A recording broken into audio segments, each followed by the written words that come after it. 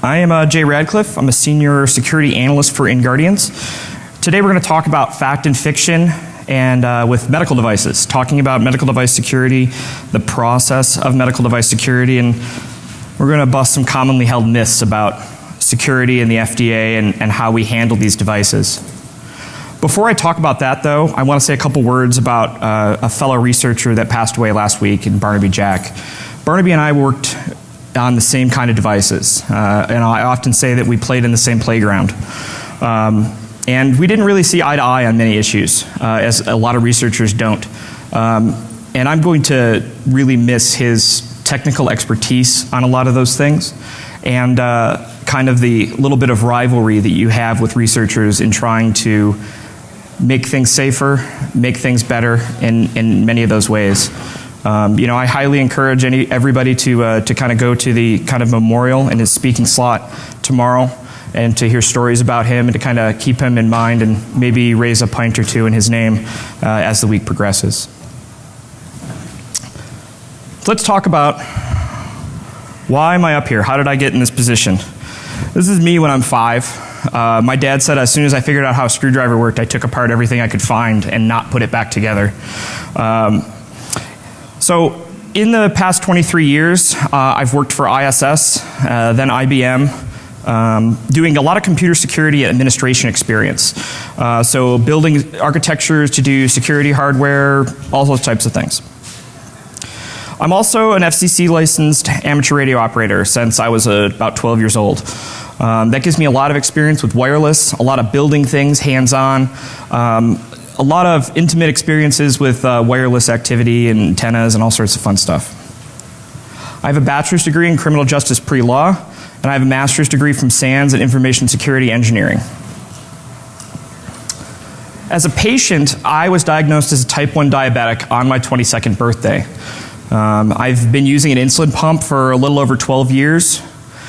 And I've had the pleasure of wearing over 7 medical devices in my diabetic career, from different insulin pumps, CGMs. That doesn't even count the various glucose meters and other diabetic hardware that I've collected as well. I also gave a small talk 2 years ago at Black Hat called Breaking the Human SCADA System for Fun and Insulin. In that talk, I demonstrated with the Medtronic insulin pump some insecurities with their wireless, and I was able to turn the pump off remotely, which some people found fairly interesting. Why do you care about this talk? Well, when I was here before, I had a lot of media people and a lot of people in the field talk about sensationalizing the issue of medical device risk. It's a big point that people bring up to me that, this really isn't realistic. This is never ever going to happen. Man, I don't really think that's true. As we all know as security practitioners, this can happen when we least expect it, and just that's the nature of these types of devices. You go back 15 years and you tell people, well, they're going to break into your web server, people would go, meh, who cares? Then we put our entire financial system on that web server, and now all of a sudden we do care. So, we want to try and get to that problem before it becomes a major issue. And just because we haven't had any deaths by medical devices, and that hasn't happened yet, and the risk is fairly low of that occurring, it doesn't mean that it cannot happen. I hear this argument all the time, from vendors especially, well, that hasn't happened yet. That's not realistic.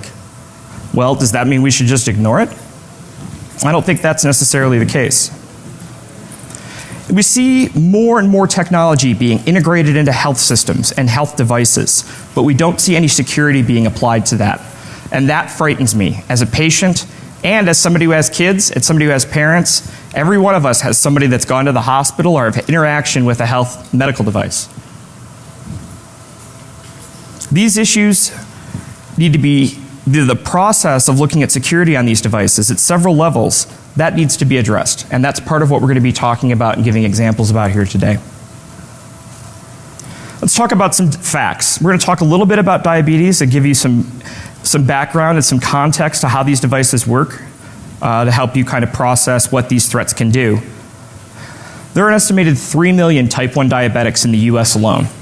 There are over 80 that are diagnosed every day. Those diabetics account for just about $15 billion annually in healthcare costs. This is a very big medical field, and a lot of money is there being processed, or not being processed, but being spent on diabetic devices and diabetic equipment. There are over 500,000 insulin pumps that are in use worldwide right now. Some of them as old as 15 years, some of them as new as they came out last week. So there's a huge span of devices that are being used all over the world that could be very vulnerable. There are two types of diabetics. The first is a type 1 diabetic. Type 1 diabetics don't produce any insulin at all. Their pancreas is kaput. This used to be referred to as juvenile diabetes, but now we see this coming up in people in their 20s, and I've even met people in their 40s and 50s who have been diagnosed with type 1. So we don't really call it juvenile diabetes anymore because the disease has grown much further than that. There are also type 2 diabetics. These diabetics have insulin problems. They're either resistive to insulin, they don't have enough production of insulin by their pancreas, or they have other problems with their endocrine system related to insulin. So with the obesity epidemic that's occurring right now, that puts a lot of strain on the pancreas, and that's why we're seeing a really large exponential growth in type 2 diabetics in the world. What is diabetes? How does it impact a human? Well, to understand these threats, you have to kind of understand how this works. And really, the human body is really like a SCADA system. We take measurements and we make adjustments to correct for those things, just like you would in like a chemical plant or an industrial environment. And because we're security practitioners, it kind of makes sense to look at it in this way. The liver produces sugar, and you eat sugar. So those two things provide the fuel, and the insulin provides the chemistry so you can turn that fuel into something usable. Normally, if you're not diabetic, these two things balance off each other in perfect harmony. Diabetics have just lost one component of it, the pancreas. So ideally, you want to keep your sugars between 80 and 120. That's the ideal range and what most non-diabetics have their blood sugars at. Diabetics have two kind of modes. The first mode we'll talk about is high blood sugar, called hyperglycemia. It means you have too much sugar in your bloodstream and not enough insulin. So let's say I eat a Snickers bar and it has 32 grams of carbohydrates in it, and I totally blow off putting any insulin in my body for it. My sugar is going to go up 200 points in about 45 minutes because that sugar gets into my bloodstream and there's no insulin to do anything to convert that into energy or to convert that into stored energy at all. In the short term, I'm going to have an excessive amount of thirst. The reason I have that thirst is the way the body gets rid of sugar in your bloodstream is through the kidneys. So your body will go, I need a bunch of liquid because I'm going to flush all this out through my kidneys. And that's why you get so thirsty. Blurred vision is another aspect to hyperglycemia. Because of the way the blood sugar and the blood vessels work, it changes the way your eye is shaped and it gives you blurred vision.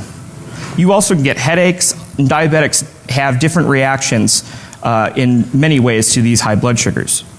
You also have energy problems because now you can't use the raw blood sugar in your system. Your body converts to burning fat. And burning fat is a very consuming process for your body. It produces ketones, which can be very dangerous in your body, and it could put a lot of stress on your body organs.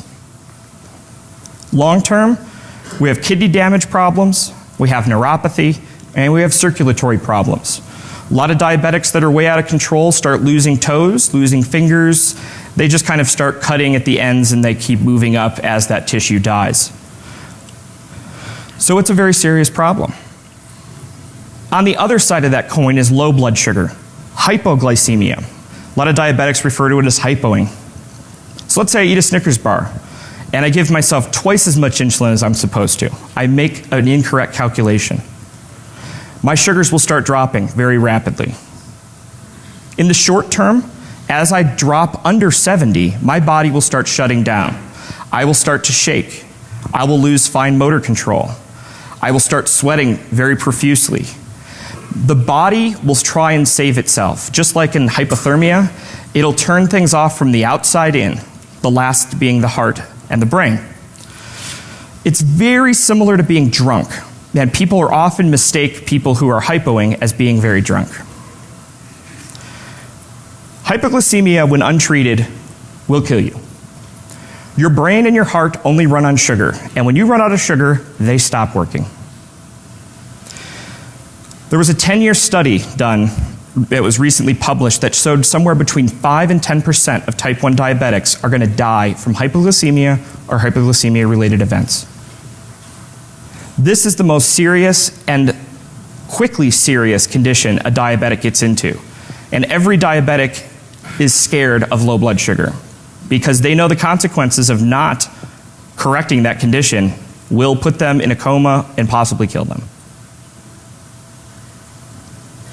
I said that low blood sugar kind of gets mistaken for being drunk, and the brain starts shutting down, and it's a very scary thing. This gentleman up here, his name is Alan, and he runs one of the diabetic camps that I volunteer for in Idaho. He is an ER physician, has had type 1 diabetes for a very long time, over 25 years. And I'm going to show you a little video of him right now when his blood sugar was under 40, to kind of give you an idea of what it looks like when a diabetic has a low blood sugar or hypo event.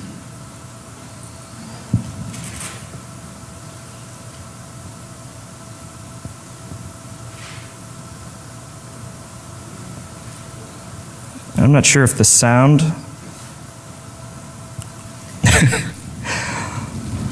Let me see if we can do this here. And the jump package.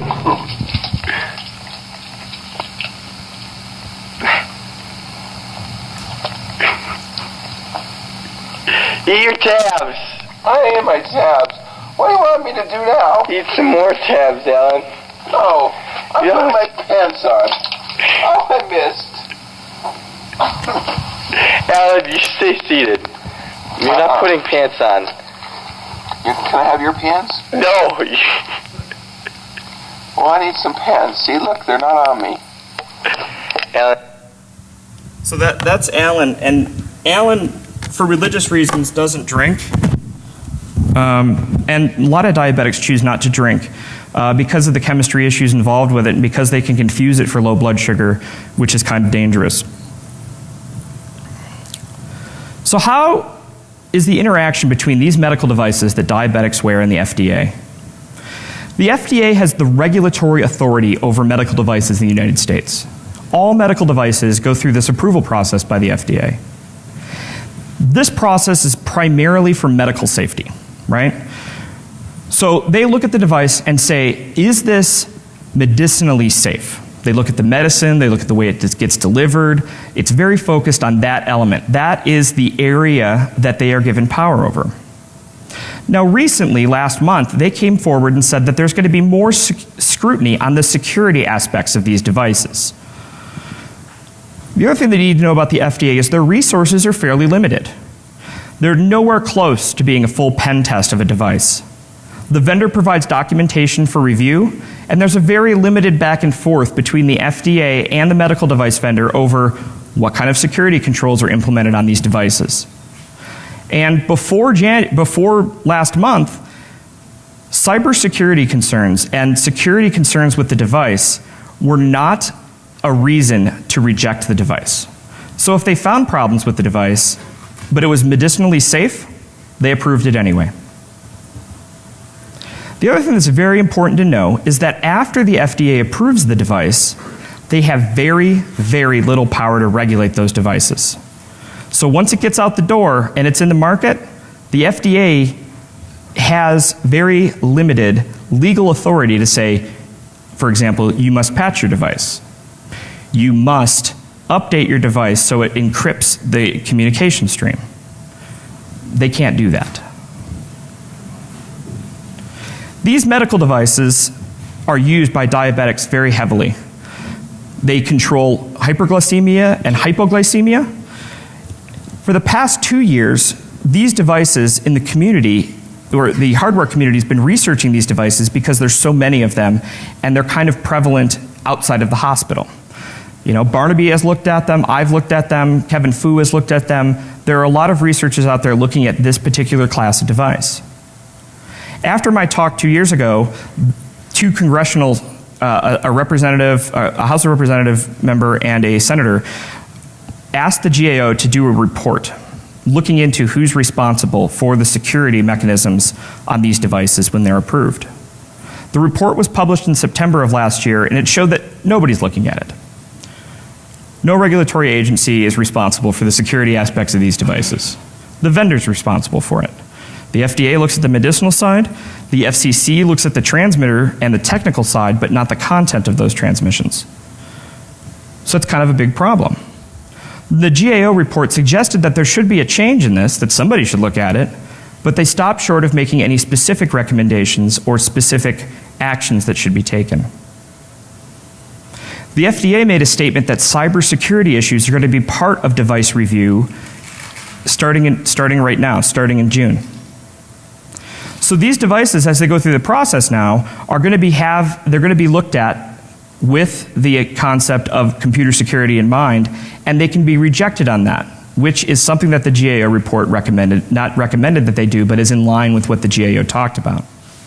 But what exactly defines a medical device? We in the community throw that term around quite a bit. So I've kind of broken it down into three categories. The first category is an independent medical device. These are devices that stand alone and have embedded processors and code in them. Some of the examples would be an insulin pump, a pacemaker, an ICD, things that get embedded into our bodies. Right? And these devices have unique issues. They have very limited power. You can't go change the AA battery in your pacemaker when it's embedded in your chest. They have very limited access. They haven't gotten to the point where they put a USB port on me yet to plug me in and do firmware updates, which is probably good, or not. And they also have the unique aspect of being directly connected to a human.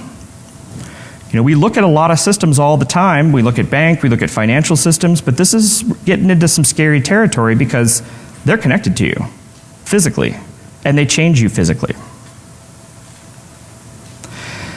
The next class of device I refer to as a peripheral medical device.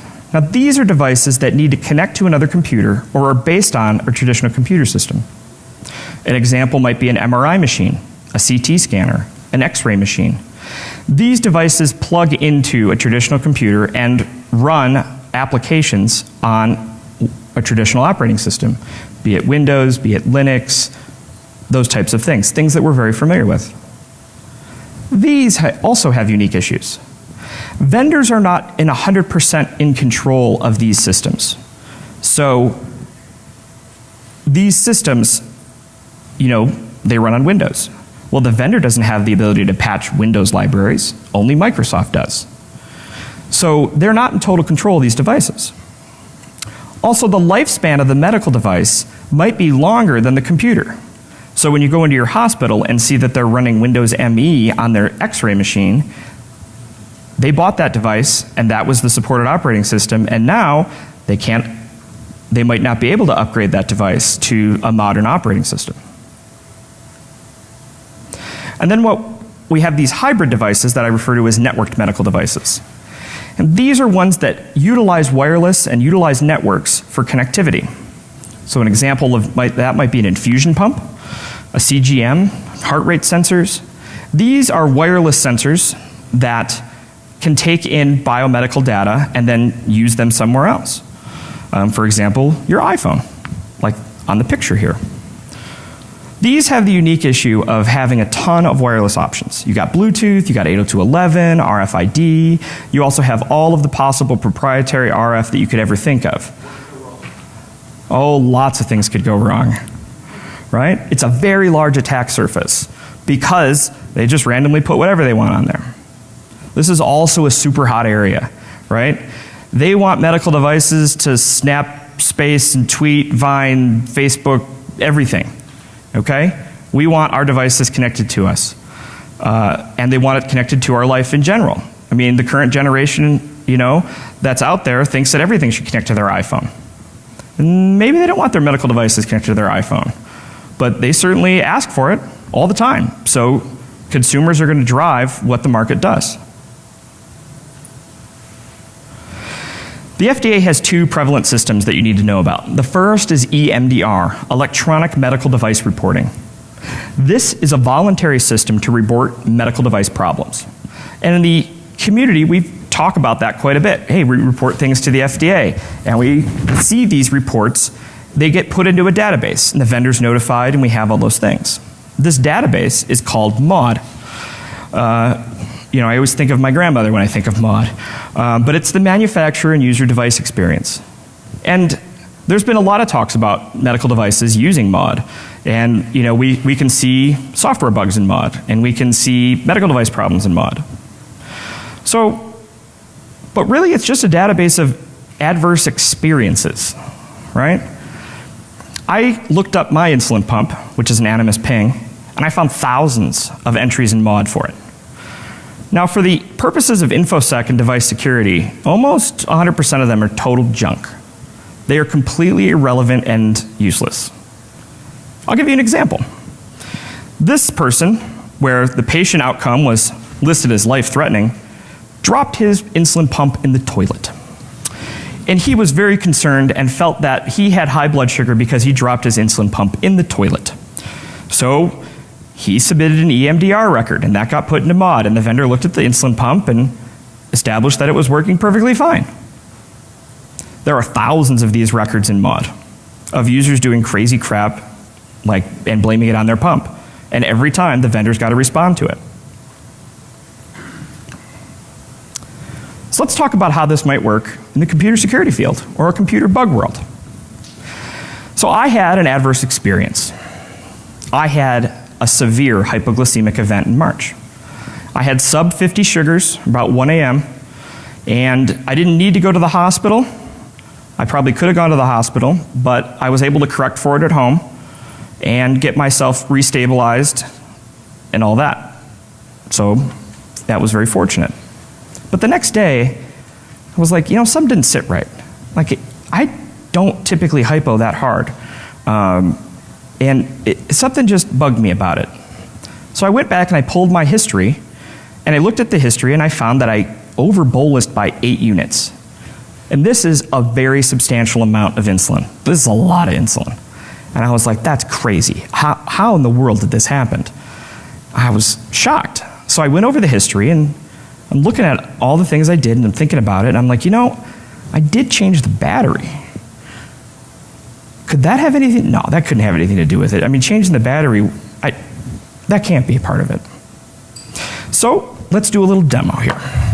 This is rather dangerous for a diabetic to do. I don't recommend you do it. I am a professional diabetic. I consult with experts. I'm going to put on this camera here.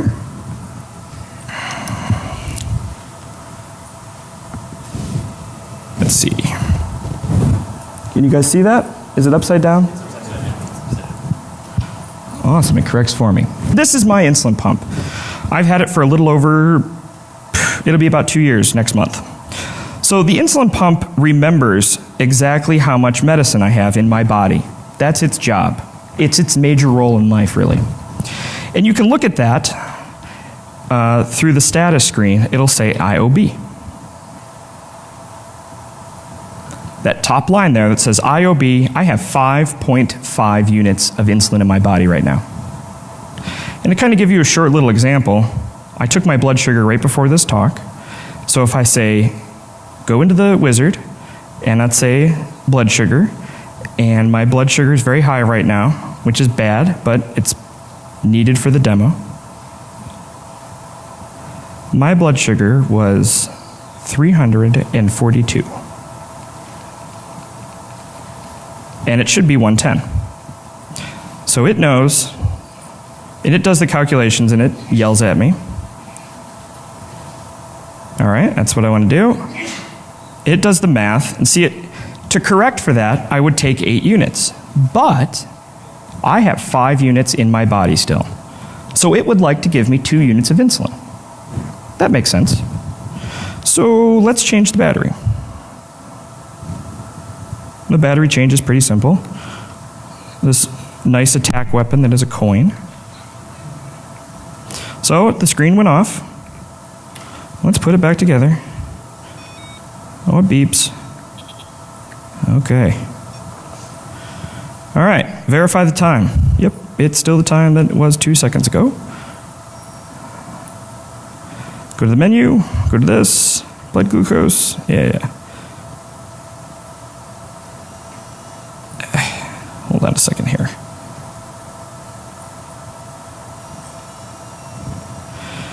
Okay.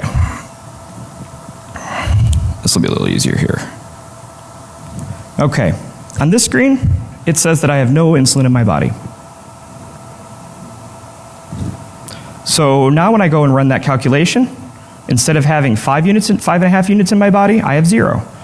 So if I were to correct my sugar right now and follow the directions that the pump explicitly tells me to do, I'm going to give myself 5.5 units too much.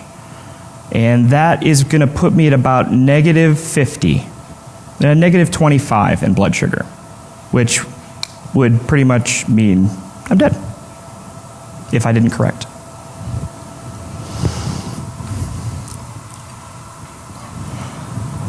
What this looks like when I submitted the bug report is this. The IOB shows 6.05 units, and it wanted to give me 5 units to correct, very similar to the correction I showed you. After the battery change, 10 seconds later, it wants to give me the full 11 units. What this tells me is that they're not keeping that information in non-volatile memory. So when you change the battery, it just forgets it. I tested this on every brand of insulin pump I could get my hands on. I have over 5 of them actually, and no other insulin pump acts like this. I was really floored by it.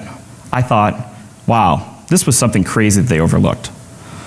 To give you an idea, like I said, 6 units too much for me is the difference between having perfect blood sugar and having -50 blood sugar, which is, bad. So the FDA involvement in this reporting. Okay, I went to the FDA with this and I said, hey guys, is this a cybersecurity issue? Like, I don't know where I'm supposed to do with this. And the FDA was like, it's definitely a computer-based problem, and it's very medically dangerous, and that's what we're talking about when we talk about cybersecurity, computers being dangerous. And I chuckled, cyber, haha, cyber can mean anything computer now apparently. So I'm like, okay. They're like, submit it through the EMDR. So I went through the EMDR and it was functional. It was clunky, as most government systems are, but I got my security concerns to them. The FDA then vetted that submission, made sure that I wasn't just dumping it in the toilet or something crazy like that. Then the vendor got notified, and the vendor has 45 days to contact me. And I had a very nice nurse call me very early on a Sunday morning to make sure that I was okay 45 days after I submitted the report. So I talked to the RN, and she was like, we say that in the manual. And I was like, what? So I pull out the 400-page manual, and sure enough, on page 72, there's one sentence that says, when you change the battery, it'll forget all this stuff. Oh, really? Okay, well, okay. So you almost killed me, and actually I looked through my history, and it happened twice in the last 6 months, which is as far back as the insulin pump history goes.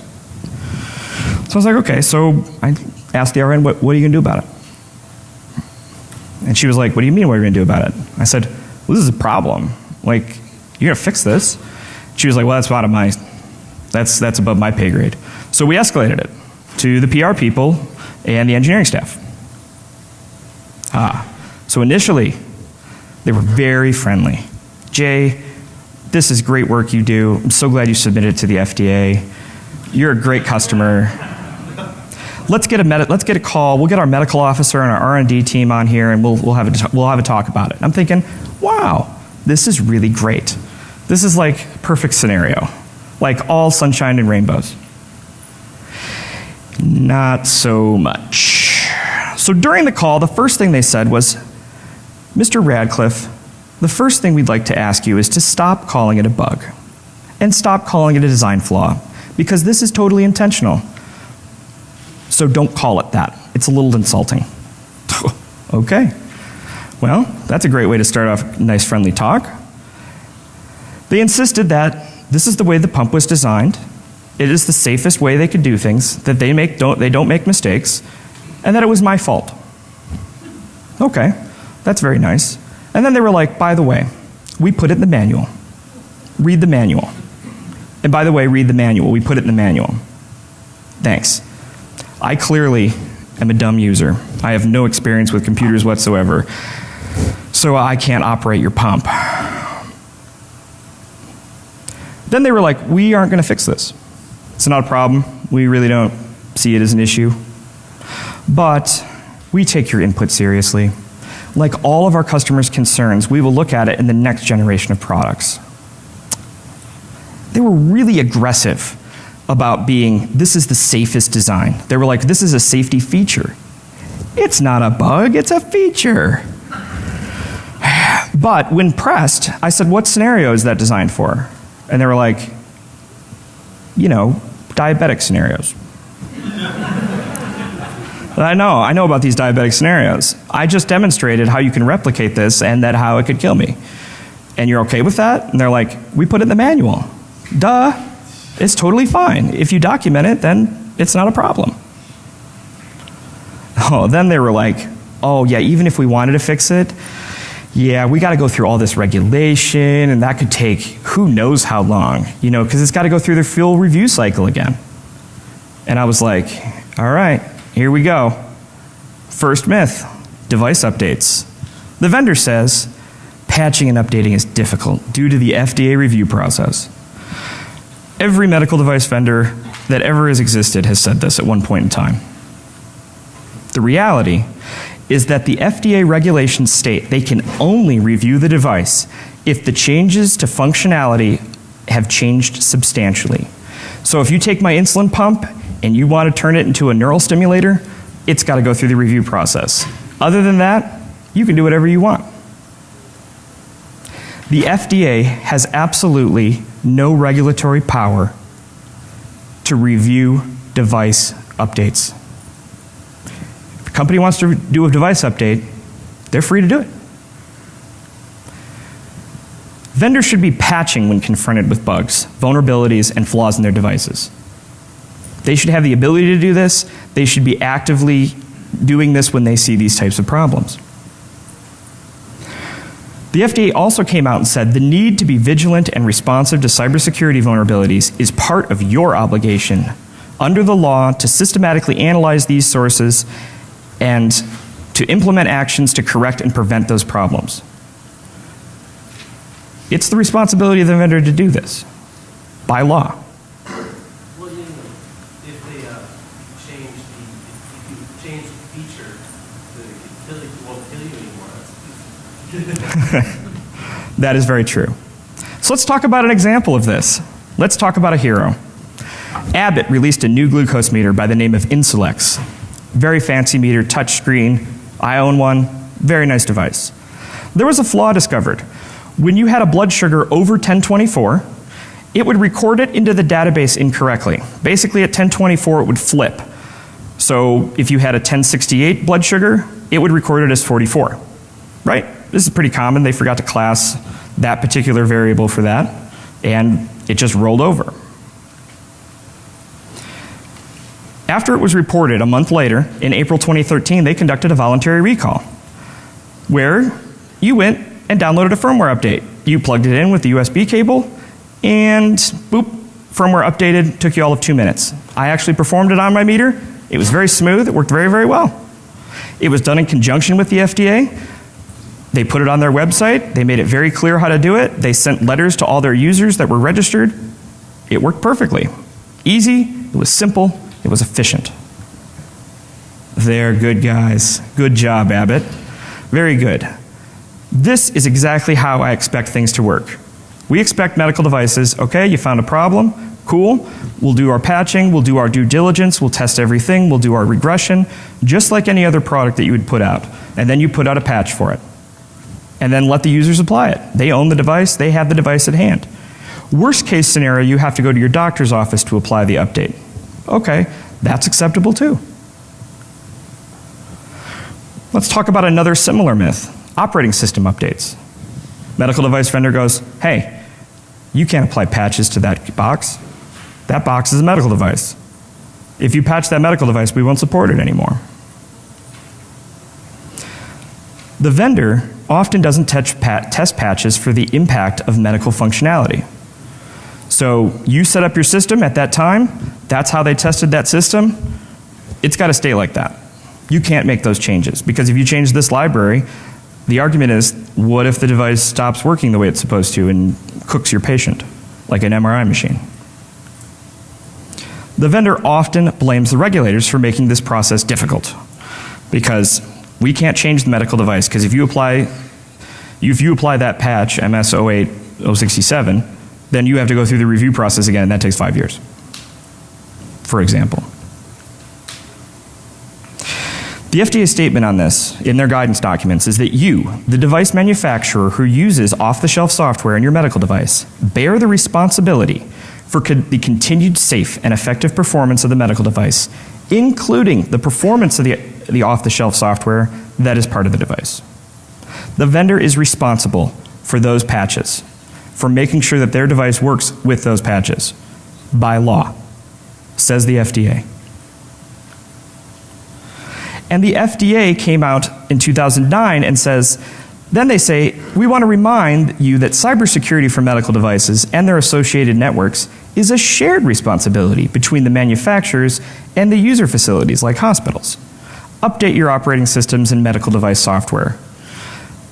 Software updates offer the latest protections against harmful activities. Huh? So first they say it is totally the responsibility of the vendor to make sure that works. Then they say, actually, it's the responsibility of both the owner of the device and the manufacturer of the device to make sure they're patched. These guidance documents often refer to a document in 1999 where they say, written in 99 about, doesn't say anything about patching, it says that you can't make changes to the device. In 1999, how often did patches come out? Did we have Microsoft Tuesday back then? No. How much malware was there around back then? How many problems did we have back then? Those guidance documents caused problems and quite a bit of confusion amongst these three documents, the 1999 guidance document, the 2005 one, and the 2009 one. So this is kind of a little bit of a quandary that the FDA has put the medical device community in. How do we address these operating system patches? Ideally, let's take a look at a scenario. Acme makes an MRI machine, and it uses Windows 2003 as its operating system. As we know, every month there's a security patch released by Microsoft products. So MS-08-067 is released. And Acme says they do not support patching on the machine. Only the configuration that's installed is supported. So the hospital is in a crappy position here. So if they patch the machine, then Acme is not going to support them anymore. And the machine could medically malfunction, which is a pretty substantial problem. You don't want to hurt your patients. But if you don't patch the machine, then you risk all sorts of external threats and all sorts of problems that would affect the machine's integrity, which would also cause medical malfunction, hurting the patient. So as a hospital, you're in a bind here. It's a very difficult position to be in. Now here in an ideal world, Acme would review and test these patches when they're released by the operating system vendor within 30 days of its release. It would send guidance to all the device owners when they can patch their device and if there are any workarounds that they need to deal with that device. Acme is responsible for the continued safe and effective performance of the device, including the operating system. We do not live in this world. We don't live in anywhere close to this world right now. So if you're waiting for the FDA to make medical devices safe, you're going to be waiting a long time. I love the FDA. The FDA is very good at what they do. They're very good with vulnerability disclosure. Their process needs some work, but I was rather pleased with the process overall. They notified the vendor, they got the ball rolling, they had the right context, the company responded very well, it worked out very good. But the FDA's powers are very limited. Congress controls what they have power over. They can't just do whatever they want. Cybersecurity wasn't even around when they were granted their powers by the FDA, and the latest extension of those powers were in 1976. Post-device approval, the FDA's ability to mandate actions like recalls in relation to medical devices is virtually non-existent. If you have a software bug that's a problem in a medical device, the FDA can write it down and they can make recommendations, but they have no power. They do not have the ability to force manufacturers to do anything. Guidance and recommendation is the best they can offer. So what are we going to do about it? Let's have a couple calls for action here. First thing we need to do is look at these FDA guidance documents. The problem is that the FDA guidance memos from 99, 2005, and 2013 are somewhat in conflict. It doesn't clearly outline who's responsible for updates, patches, and what documentation do we need to provide for those device updates. My recommendation is to require a 501(k) or a PMN, those are the two ways you can get a medical device approved, to have a supplement for software updates. I went looking through these are all publicly available through the FDA's websites. And there are some manufacturers, when they update their software, they have a little note that it's attached to it. It's just a supplement that says, hey, we updated this, and it doesn't even have to have a super awesome description. We updated this because we found some bugs, and we fixed them. Right? Medtronic is actually very good at doing this. They have submitted, when I looked and did a search for them, there were almost 100 of these types of issues that they submitted, where they just added the supplement and said, we did a software update for this application. These are required so that way if the FDA ever audits you, they know what the history of that software is. I say that those should be required and that the guidance documents should be clearly outlined about how they need to address those. The next thing I think that we really need to do is to help. Well, the problem is that risk evaluation of patches doesn't occur, right? Let's say you own the Acme MRI scanner, and Microsoft 2003 is running on that device, and there's 15 patches that have patched these DLLs. You don't know which ones are important or which ones aren't. My recommendation is to classify the libraries to help vendors and operators evaluate patch risk. So a Class A library would be a library that's directly provided by the vendor and supported only by the vendor. A Class B library is provided by the operating system, supported by the operating system, but is directly used by the medical device application. So if you know these 15 DLLs are being used actively by your device, you would list them. Class C libraries are provided by the operating system, supported by the operating system, and are not directly used by the medical device. So that way, when you see these medical devices, you see which DLLs they're using, when you look at the patch list, you can quickly determine, you know what, none of these libraries are used by this system, so I have the risk determination that it is a low risk to patch this device, and I can do that. Whereas if you have a high risk one, where you have a library that is patched and is critical, but the medical device application uses it, then you can go to the vendor and say, hey, we need to test this. I know that there's a higher risk of me breaking the box and breaking the application because of this patch. That would give a lot of people the ability to make good risk calculations on if they should patch or if they should not patch. The buyers of these devices, hospitals, the VA, places like that, they're kind of complacent, right? Most patients and most operators of these devices believe there's not much they can do about the problems that they see, right? We know that they exist, their IT departments know they exist, but what are they going to do about it, right? Usually these purchases are made by the doctor. A doctor with a lot of power goes in and is like, I want Acme brand pacemakers. That is what I want. That's what I've been trained on. I believe those are the best medically. And the hospital goes, okay, we take your word on it. Let's sign the check for $2 million. Give us the pacemakers. And then your IT department's like, where do these come from? Everything's written in Visual Basic and runs Windows ME. Who bought these? And then the doctor doesn't care. Essentially has immunity in that process. My suggestion is make security part of the buying criteria. In that, you have to look at the lifespan of the device compared to the lifespan of the operating system, right? That device is going to be there for 15 years. You better start asking questions about what happens when Windows ME goes out of support. Is the medical device vendor prepared to upgrade to Windows 98 or Windows 7 or whatever their plan of action is for the next operating system, or are they just going to ditch it on you? You got to ask hard questions about patches, about updates, about third-party security. Hey, we run Acme brand antivirus software. Is that okay with you guys? Is that a problem? Because we're not going to buy it if we can't do that. How do you do patches? How do you handle patches? Can this device be updated? Because that would be a good thing to know if you can update your device or not. Involve IT groups or outside consultants in the purchasing process, right? Get your IT department in there so that way they can look at the device and go, okay, we can tolerate that. And they'll know what kind of questions to ask. Like, how to get it on the network? Does it support WPA? Can we do a firmware update? Things like that. They're going to ask those questions and you need to pay attention to the answers because ultimately it's going to cost you money if it doesn't.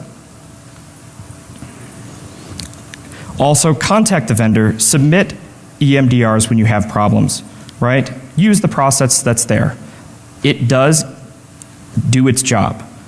It is not perfect, but it is something that we have and it is something that we can leverage to make things better. A couple final thoughts. I saw a patent application when I was doing my research for this. A portable medical device, which is preferably a wearable insulin pump, is provided with a web server and is controlled over a network by a browser-equipped client. Okay, we hardly trust web servers with something as meaningless as a credit card number. You want me to put that on me to control my medicine, and then you want me to go with a web client?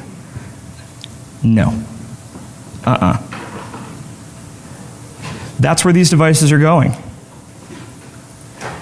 That's what these devices are going to become. They're going to piggyback onto your cell phone with Bluetooth, and they're going to phone home, and they're going to give your data to the cloud. And it scares the crap out of me. It scares the crap out of me as a patient. It scares the crap out of me as a security person. It scares the crap out of me as a parent. That's where these devices are going. We need to get ahead of this, not fall behind it. We have to make sure that people are looking at these security problems, looking at these things, and making sure they're safe to be able to put onto your children, onto your parents, onto yourself. With that, I'll ask you to please do the evaluation thing, however the gizmo works.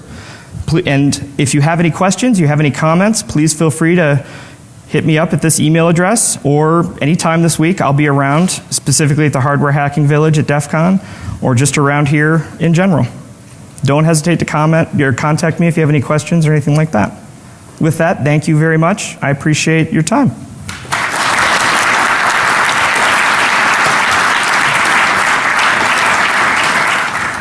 I am Jay Radcliffe. I'm a senior security analyst for InGuardians. Today we're going to talk about fact and fiction and with medical devices, talking about medical device security, the process of medical device security, and we're going to bust some commonly held myths about security and the FDA and how we handle these devices. Before I talk about that, though, I want to say a couple words about a fellow researcher that passed away last week, Barnaby Jack. Barnaby and I worked on the same kind of devices, and I often say that we played in the same playground. And we didn't really see eye to eye on many issues, as a lot of researchers don't. And I'm going to really miss his technical expertise on a lot of those things, and kind of the little bit of rivalry that you have with researchers in trying to make things safer, make things better in many of those ways. I highly encourage everybody to kind of go to the kind of memorial in his speaking slot tomorrow, and to hear stories about him and to kind of keep him in mind and maybe raise a pint or two in his name as the week progresses. Let's talk about why am I up here? How did I get in this position? This is me when I'm 5. My dad said as soon as I figured out how a screwdriver worked, I took apart everything I could find and not put it back together. So in the past 23 years, I've worked for ISS, then IBM, doing a lot of computer talking about and giving examples about here today. Let's talk about some facts. We're going to talk a little bit about diabetes and give you some background and some context to how these devices work to help you kind of process what these threats can do. There are an estimated 3 million type 1 diabetics in the US alone. There are over 80 that are diagnosed every day. Those diabetics account for just about $15 billion annually in healthcare costs.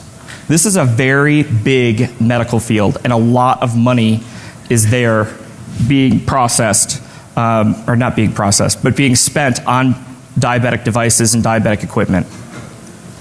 There are over 500,000 insulin pumps that are in use worldwide right now. Some of them as old as 15 years, some of them as new as they came out last week.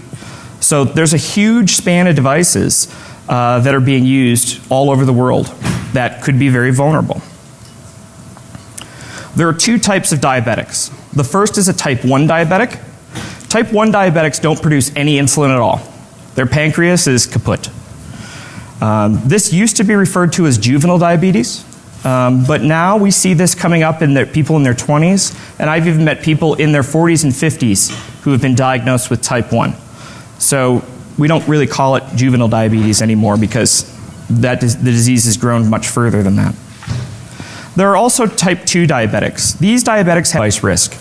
It's a big point that people bring up to me that, this really isn't realistic. This is never ever going to happen. Man, I don't really think that's true.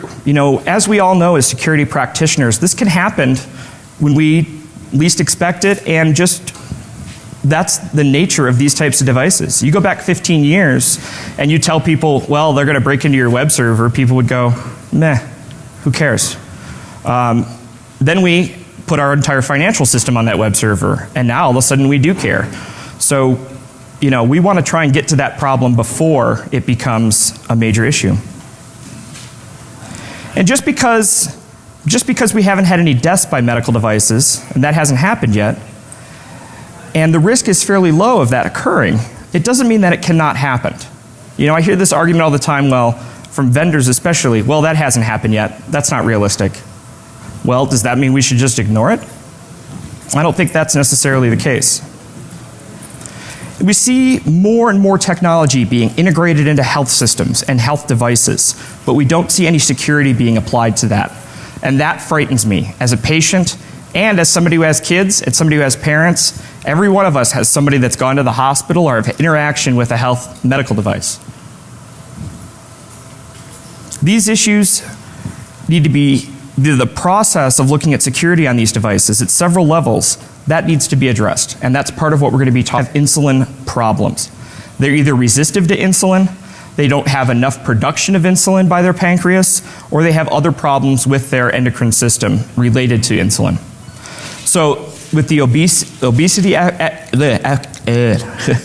epidemic that's occurring right now, that puts a lot of strain on the pancreas, and that's why we're seeing a really large exponential growth in type 2 diabetics in the world. What is diabetes? How does it impact a human? Well, to understand these threats, you have to kind of understand how this works. And really, the human body is really like a SCADA system. We take measurements and we make adjustments to correct for those things, just like you would in like a chemical plant or an industrial environment. And because we're security practitioners, it kind of makes sense to look at it in this way. The liver produces sugar, and you eat sugar. So those two things provide the fuel, and the insulin provides the chemistry so you can turn that fuel into something usable. Normally, if you're not diabetic, these two things balance off each other in perfect harmony. Diabetics have just lost one component of it, the pancreas. So ideally, you want to keep your sugars between 80 and 120. That's the ideal range and what most non-diabetics have their blood sugars at.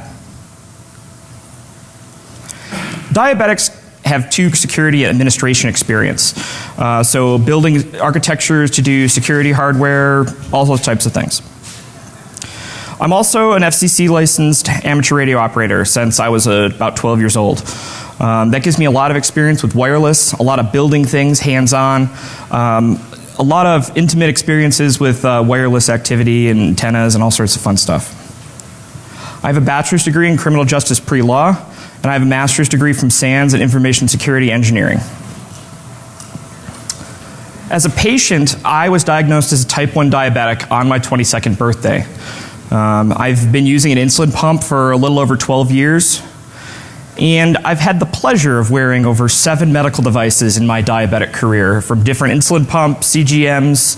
That doesn't even count the various glucose meters and other diabetic hardware that I've collected as well.